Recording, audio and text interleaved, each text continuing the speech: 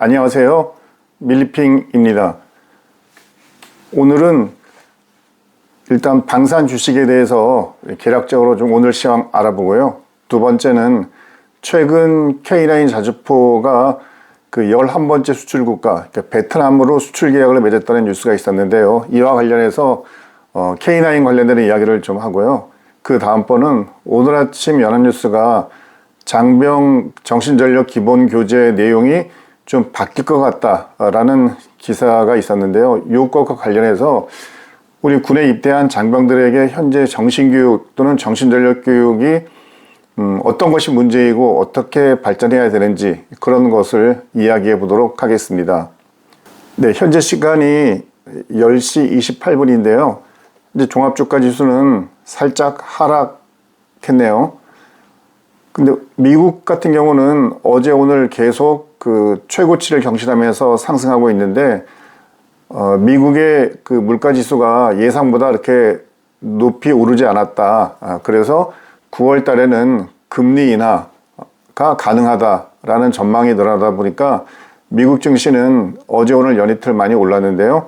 우리는 어제는 상승이었는데 오늘 아침 오전은 현재 장 개장하자마자는 굉장히 많이 올랐다가 다시 빠진 상태. 그리고 현 상태에서는 그 아침에 상승분을 전부 다 이제 반납했는데 오후장 가면서 어떻게 될지, 어제 같은 경우도 오후장 가면서 분위기가 좋아졌거든요. 오늘도 좀 그런 측면에서 더 지켜봐야 될 것 같고, 일단 우리 증시에서는 특별한 최근 이슈는 없잖아요. 그러니까 좀 지금은 갑자기 어떤 급 변동성이 있기는 좀 어려운 때라고 보시고 조금 더 지켜보는 게 좋을 것 같습니다.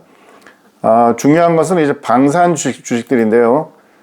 오늘 방산은 아침 그 장 개시할 때 제가 봤을 때는 오른 종목이 뭐 그렇게 많이 보이지 않았는데 지금 시간 10시 30분은 제가 보는 10개 종목 중에서는 2개 종목을 빼고 나머지 8개 종목은 전부 상승이 됐습니다. 최근 방산주의 대세 상승이냐 아니면 이제 상승을 마치고 하락이냐 뭐 그런 논란들이 계속되고 있고, 이것을 바라보는 전문가들 또는 아마 개인 투자자분들의 시각도 많이 엇갈릴 텐데요.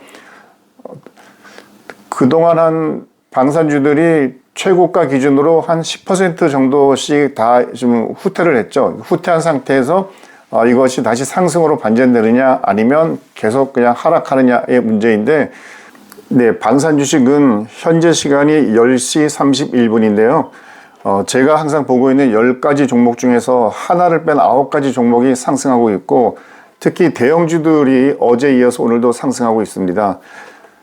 좀 주목해야 할 그 종목은 일단 한화 에어로스페이스죠. 한화 에어로스페이스가 어제는 거의 뭐 5만 원 정도 내려서 80만 원에 깨질 가능성도 있었는데 그 상태에서 상승으로 반전해서 어제 8만 원 선, 89만 원 선에서 마무리가 됐는데 오늘은 90만 원 선을 다시 이렇게 올려다보는 그 상황이 됐습니다. 최근 베트남 쪽으로 K9 자주포 수출 계약을 했다는 뭐 그런 뉴스가 있었기 때문에 어쨌건 수주했다는 것은 좋은 뉴스라서 주가 상승에 좋은 비타민이 될 수 있는데요.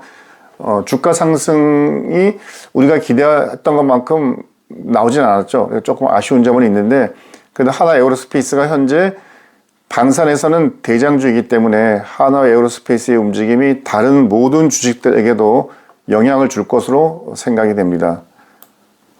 장기간 상승했다가 단기적으로 하락했는데 이것이 다시 상승으로 완전히 반전되는 것인지 여부는 조금 더 지켜봐야 할 것 같습니다. 미국과의 조선협력, 이것은 한미 정상회담을 앞두고 계속 이슈가 되고 있는데요. 하나오션, H현대중공업 다 지금은 그 상승세입니다. H현대중공업 같은 경우 아침은 마이너스였는데 지금은 이제 상승으로 돌아섰네요.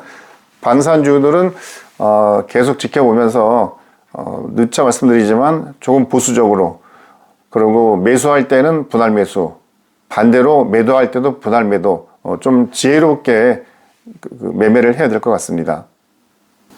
다음은 최근 언론 보도에 나오고 있는 K9 자주포 베트남 수출 관련해서 일단 수출을 한다는 것은 매우 기쁜 일이고 우리나라 방위산업에 또 한 번 자부심을 충족하는 그런 계기가 됐습니다.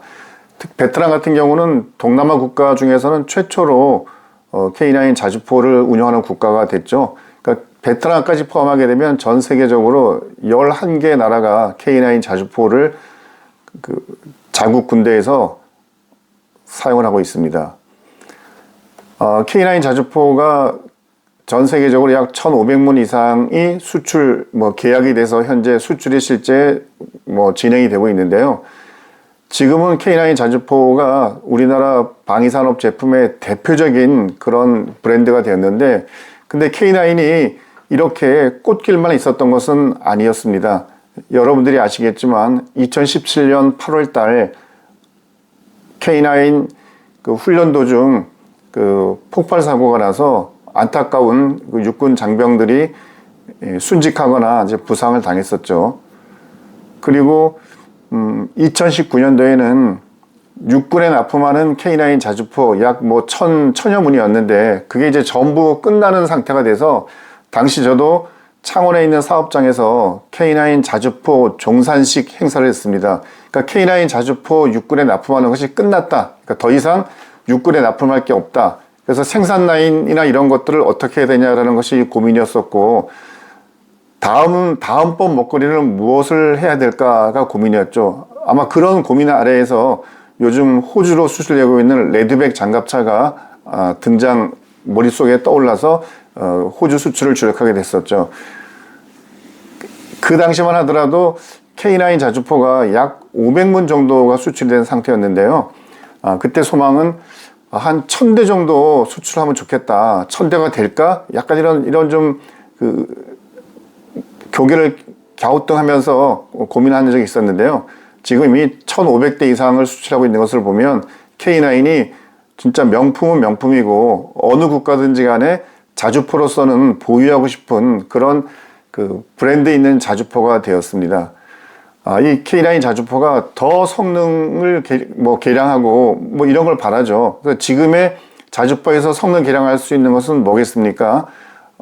현재는 5명이 운영하고 있는데 이것을 3명으로 또는 2명으로 또는 무인으로 하는 이런 기술의 개발이 철저일 것 같고요. 두 번째는 자주포 사거리가 현재 우리 K9은 한 40에서 50km 정도를 포탄을 날리고 있는데 이 포탄이 80km, 100km까지 날아가게 되면 거의 미사일이지 않습니까? 그래서 포탄의 사거리와 정확성, 그러니까 포탄 자체에도 일종의 GPS 같은 미사일처럼 GPS를 달아서 날아갈 수 있는 그런 쪽으로 개량이 돼야 될 것 같고요. 세 번째는 이건 정말 상상 속의 이야기인데요.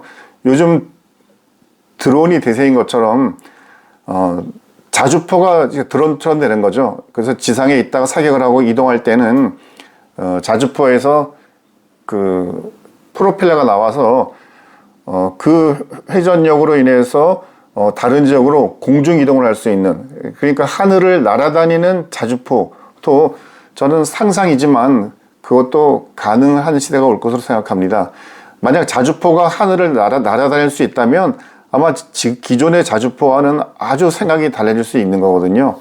우리가 머릿속에서 떠올랐던 이런 그림 같은 이야기들이 기술의 발전에 따라서 현실화되는 것들을 되게 많이 봤는데 우리 K9 자주포도 더 그런 쪽으로 기술 또는 품질의 신뢰 이런 것들, 특히 이제 브랜드 파워가 커짐으로써 저런 남미 쪽에도 진출을 하고 다른 여러 국가에도 우리 선진국에도 수출이 됐으면 좋겠습니다. 특히 주한미군이 또는 미 육군이 우리 K9 자주포를 수입해주면 그보다 좋을 일은 없겠죠. 지금 미국은 팔라딘이라고 하는 자주포를 현재 쓰고 있는데 여러 가지 신제품 개발을 하려고 하다 여러 가지 비용 문제 이런 것들 때문에 중단한 상태인데요. 저는 미군도 어느 시점에서는 우리 K9 자주포를 사용해주면 정말 좋을 것 같습니다. 그리고 과거 한때는 그냥 한국에 있는 주한미군에게 K9 자주포를 돈 받지 말고 그냥 주자. 그래서 한국에 있는 미 이사단이 K9 자주포를 사용해보고 정말 만족한다라면 그 미 육군에다가 보고해서 K9을 더 사자고 이야기하지 않겠는가. 그래서 그때는 그냥 아이디어 차원에서 미 이사단에 K9 자주포를 무상으로 주는 것도 한번 해보면 좋지 않을까라는 그런 이야기를 했던 적이 있습니다.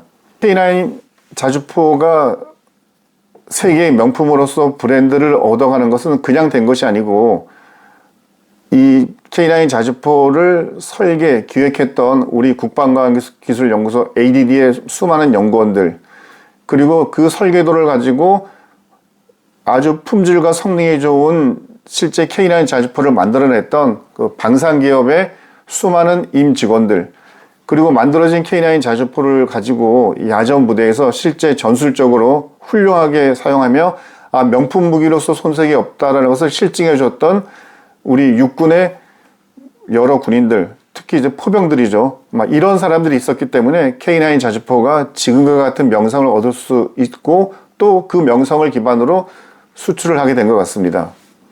다만 최근 한 언론 보도를 보고 좀 깜짝 놀란 게 있습니다. 2023년 5월 달에 K9 사격훈련을 하던 도중 조종수로 있는 인원이, 조종수는 이렇게 해치를 원래는 이제 닫고 조종을 하는데 사격할 때는 열고 앞을 전방을 주셔야 되니까 해치를 열고 머리가 밖에 나와 있는 상태에서 아마 뭐 포반장이 어떤 착각을 했는지 그 사격 명령을 내리다 보니 포신이 이제 회전을 하게 됐고 그 포신 때문에 두뇌 부분을 굉장히 심하게 다친 군인의 이야기가 나왔습니다. 그 군인은 그 엄청난 포신에 눌렸으니까 이 두개골이 정상적일 수가 없죠. 그렇게 해서 급히 후송을 해서 수술하고 치료를 받고 했는데 이제 문제가 되는 것은 그렇게 심하게 부상당한 사람에 대해서 적절한 최상의 보상을 해줬느냐라는 게 첫 번째고, 두 번째는 그 인원이 정상적 군생활이 어렵기 때문에 당연히 전역 조치가 되잖아요. 보면 뭐 의병제대, 뭐 병으로 또는 질환으로 인해서 군생활을 하지 못하는 상태가 된다든지 또는 뭐 의가사제대 이런 가지 것들에 의해서 현역 복무 부적합 판정을 받고 전역할 것으로 생각을 했는데 실제 그 병사는 전역하지 못하고 계속 복무, 다만 그 원래 있던 부대에서 K9 자주포 조종수로 계속 근무하는 것이 아니라 사회복무요원으로 근무를 하게 됐답니다. 그러니까 전역은 아닌 거죠. 군생활을 더 해라. 너는 심하게 다쳤지만 아직도 군생활을 끝내줄 수는 없어 라는 겁니다. 저도 뭐 제 아들이 군대를 갔다 왔지만 그 부모님들 마음이 정말 상상할 수 없을 정도로 너무너무 안타깝습니다. 멀쩡하게 갔던 아들이 그렇게 다친 것도 너무 가슴 아픈데 그 아들을, 그렇게 아픈 애를 계속 군대에서 어쨌거나 병역 의무를 하도록 붙잡아 둔다는 것이 이게 정상적인가 의문이 많이 듭니다. 저는 이 문제는 제가 알아보니까 이게 군의 문제인지 병무청의 문제인지 좀 약간 헷갈리는 측면이 있는데요. 하여튼 그 두 기관이 합리적인 그 협의를 통해서 빨리 전역을 시키고 전역할 때는 여러 가지 뭐 보훈 관련되는 지원도 충분히 좀 해서 정상적인 그 사회인으로 능력을 발휘하며 살아갈 수 있도록 좀 조치를 해줬으면 좋겠습니다. 국가가 불렀으니까 그 군 훈련을 하다 다친 인원에게 국가가 최고의 최상의 보상을 하는 것은 너무도 당연하잖아요. 그리고 이게 조종수가 해치를 닿지 않았는데도 포신이 돌아갔다는 게 저는 좀 납득이 되지 않더라고요. 그래서 군에서 K9 그 포병 대대장을 했던 제 이제 동기생에게 물어보니까 그럴 리가 없다. 본인이 과거에 있을 때 그런 것들이 문제가 돼서 튀르키예 출장을 가서까지 확인을 했었고 다시 돌아와서 보고했던 것은 조종수가 해치를 열고 있을 때는 포신이 돌아가지 못하도록 그런 안전장치를 했었다라고 이야기를 합니다. 아마 그때 그런 보고가 되고 진행이 됐을 거로 생각하는데 만약 그게 그런 조치가 안 됐다면, 그러니까 조종수가 머리를 내놓고 있는데도 포신이 돌아가는 게 지금도 그렇게 돼 있다면 이건 정말 심각한 문제죠. 언제 또 유사한 사고가 재발될 수 있을지 모르고 또 안타까운 그런 피해자가 생길 수 있잖아요. 그래서 이런 부분은 좀 안전조치는 뭐 센서를 달건 아니면 뭐 포신이 그 해치를 달기 전에는 뭐 못 들어가게 한다든지 이런 안전조치 부분에 대해서는 다시 한번 뭐 국방과학연구소 또는 이것을 제조하는 뭐 하나 에어로스페이스 또는 군이 머리를 맞대고 고민해 주셨으면 좋겠습니다. 자랑스러운 K9 자주포의 앞길에는 그동안 뭐 여러 가지 어려움도 있었지만 서로 협력해서 지혜롭게 모든 위기를 잘 넘겨서 더 좋은 품질의 자주포를 만들었기 때문에 가능한 거잖아요. K9 자주포가 계속 성장하고 발전하고 정말 하늘을 날아다니는 자주포가 되기를 진심으로 기원합니다. 오늘 아침 연합뉴스에서 국군들이 현재 사용하고 있는 그 정신전력 기본교재에 대해서 기사를 썼는데요. 그 내용은 5년 단위 발간하는 정신전력 교육 기본교재 부분 수정을 한다. 특히 그 윤석열 정부 흔적을 지우기 뭐 이런 내용입니다. 이 정신전력 기본교재는 군에 온 그 장병들을 대상으로 매주 수요일 날 정신교육, 정신전력 교육이 진행이 되거든요. 그때 사용하는 기본 교재입니다. 그래서 이것은 국방부가 예산을 들여서 5년마다 새로 이제 발간을 하는데요. 이 이제 5년마다 발간을 하다 보니까 대통령 임기가 거의 같잖아요. 그러니까 대통령이 이제 바뀔 때마다, 특히 대통령의 소속 정당이 바뀔 때마다 이 교재의 내용도 이제 왔다 갔다 한 게 있었죠. 그러니까 지난번 윤석열 정부 당시에는 북한에 대한 아주 과도한 그 뭐 적개심 뭐 이런 거 중심으로 해서 대적관 강화라는 명목으로 이제 그런 내용들이 많이 들어갔었는데, 이제 그런 내용들을 좀 아마 그 수정 변경한다는 내용인 것 같습니다. 정신전력 기본교재는 약 300페이지가 넘습니다. 군에 온 인원들 중에서 이 책을 처음부터 끝까지 읽는 군인 단언코 한 명도 없습니다. 그럼 이거를 왜 이 책을 비싼 돈을 들여서 만들어 놓느냐? 이거 만들어 놓으니까 늘 언론이나 국회로부터 그 300페이지가 넘는 분량의 여기저기를 이렇게 꼬집혀 가지고 이 내용이 틀렸다 비난도 많이 받잖아요. 저는 이런 정신전력 기본교재도 이제는 좀 생각을 근본적으로 바꿔야 한다고 봅니다. 300페이지가 넘는 교재를 어차피 읽는 사람은 없거든요. 그러니까 자기가 궁금할 때 한번 참고서처럼 찾아보라는 그런 의미인데, 군대 생활이 그렇게 호락호락하지는 않습니다. 그것을 굳이 찾아볼 정도로 우리 그 장병들에게 시간적 여유가 많거나 또 생각의 여유가 많은 것도 아니고요. 그래서 우리 군인들의, 장병들의 정신전력은 매우 중요하죠. 그래서 장병들의 정신전력을 강화해야 된다는 것은 100% 공감하고 그렇게 돼야 되지만, 그 방법적인 면에서 how to 측면에서는 정말 개선을 많이 해야 될 것 같습니다. 저는 몇 가지 좀 개선 방안을 말씀드리자면, 첫째는 교재의 분량이 확 줄어야 됩니다. 저렇게 300페이지가 넘는 책자를 굳이 만들어줄 필요가 없고, 그 300페이지가 넘는 그 페이지 수만큼이나 방대한 내용을 넣을 필요도 없습니다. 왜냐하면 군대 생활이 30몇 개월 하던 것이 지금은 18개월로 줄었잖아요. 그러니까 18개월로 줄다 보니까 여러 가지 주특기 훈련이나 전술훈련 하기에도 시간이 없습니다. 그래서 그 줄어든 복무기간 동안 이 교육은 이미 수십 년 동안 수요일 날 오전에 3시간, 4시간 하던 것은 유지되고 있거든요. 그래서 합리적으로 정신교육 시간에 좀 조정될 필요가 있다. 그러니까 시간이 조정된다는 것은 교육의 내용도 좀 변경돼야 되는데, 우리가 군 이 정신전력 기본교육의 목표가 너무 과도합니다. 초등학교, 중학교, 고등학교, 심지어는 대학교에까지 와서 교육받았던 그 인원들을 군대에 와 있는 18개월 동안 어떻게 생각을 바꾼다는 게 그렇게 쉽진 않거든요. 그리고 그 바꾸는 방법도 어느 교관이 앞에 나가서 모아놓고 교육을 하거나 또는 뭐 TV나 영상을 통해 봄으로써 변하는 것도 쉽지가 않습니다. 그래서 어떻게 하면 장병들에게 다시 한번 대한민국을 더 생각하게 하고 국가 안보를 생각하게 하고 내가 왜 군복을 입고 있는지를 생각하게 하는 그 방법적인 측면에서는 지금과 분명히 좀 달라져야 할 필요가 있습니다. 그래서 보통 이제 훈련기관, 그러니까 병사들은 육군훈련소, 장교들은 그 계급장을 달기 위한 양성교육기관이 있거든요. 그러니까 그런 데서는 좀 빡세게 교육을 시킬 필요가 있대, 야전 부대에 왔을 때는 본업인 훈련에 주력을 하되 정신전력 부분은 그렇게 한 공간에 모아놓고 교육을 하는 이런 방식보다는 뭔가 일상적인 생활을 통해서 자연스럽게 정신전력의 요소들을 흡수할 수 있는 그런 방식으로 바꾸면 좋을 것 같습니다.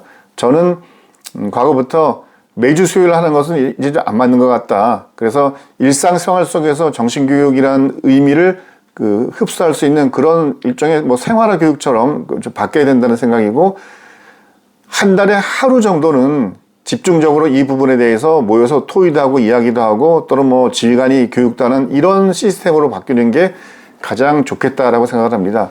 교재도 300페이지가 아니라 그냥 수첩 형태의 한 20페이지 정도 분량으로 정말 알아야 될 핵심적인 내용만 담는 그런 것으로 바꿨으면 좋겠습니다. 그런 그 포켓형 교재는 김대중 대통령 당시 당시에 국방부 장관이 조성태 장관이셨는데요. 그분이 지시해서 그때는 그렇게 이제 바뀌었었거든요. 저는 그때 했던 약 한 10가지 정도 주제를 가지고 핵심적인 내용으로 한두 페이지 정리하고 그것을 늘 군인들이 주머니에 가지고 다니면서 필요할 때 꺼내서 볼 수 있는 이 정도의 방법이 지금까지 겪었던 교육 방법 중에서는 가장 효과적이었다라고 생각을 합니다. 아마 국방부 내부에서도 담당하는 부서에서 이 정신전력 교재를 지금 윤석열 정부에서 이재명 정부로 바뀌면서 어떻게 바꿔야 될까 무지하게 고민이 많을 겁니다. 이런 정신전력 교재는 그냥 군인들이 전문가잖아요, 보면. 이거는 그냥 군인들에게 맡겨놓고 군인들이 장병들과의 관계에서 어떤 교재를 만들어가야 할지를 판단하도록 냅두면 좋을 것 같습니다. 누가 가만히 있어야 되면 되느냐? 그러니까 정치권이 가만히 있으면 되는 거죠. 그러니까 정치권에서는 그냥 정치 열심히 하시고 장병 정신전력 기본 교재는 군인들에게 맡겨주시는 것이 제일 좋을 것 같습니다. 군인 중에서도 저는 정신전력 교육을 담당하는 전문병과가 육군 또는 육해공군에 있는 정훈병과입니다. 이 정신교육을 가장 많이 고민하고 어떻게 하는 것이 좋은지에 대한 해답을 알고 있는 사람들인데 대략 이런 정훈병과들은 참모들로서만 있다 보니까 지휘관들이 나 때는 내 경험으로는 이런 식으로 하면서 그냥 본인의 주장을 강요하다 보니까 정상적인 토론이 되지 못하고 그냥 지휘관의 의도대로 끌려가는 교육 형태가 많이 있었습니다. 그래서 앞으로는 정신교육은 정훈장교들이 가장 전문가이기 때문에 그들이 치열한 논쟁을 통해서 교재의 어떤 방향, 분량, 내용 이런 것들을 정하도록 하고 지휘관은 그런 교육이 잘 될 수 있도록 부대 내의 여건을 조성해 주도록 그렇게 좀 진행이 되면 좋을 것 같습니다. 네, 오늘 밀리핑 여기서 마치겠습니다. 감사합니다.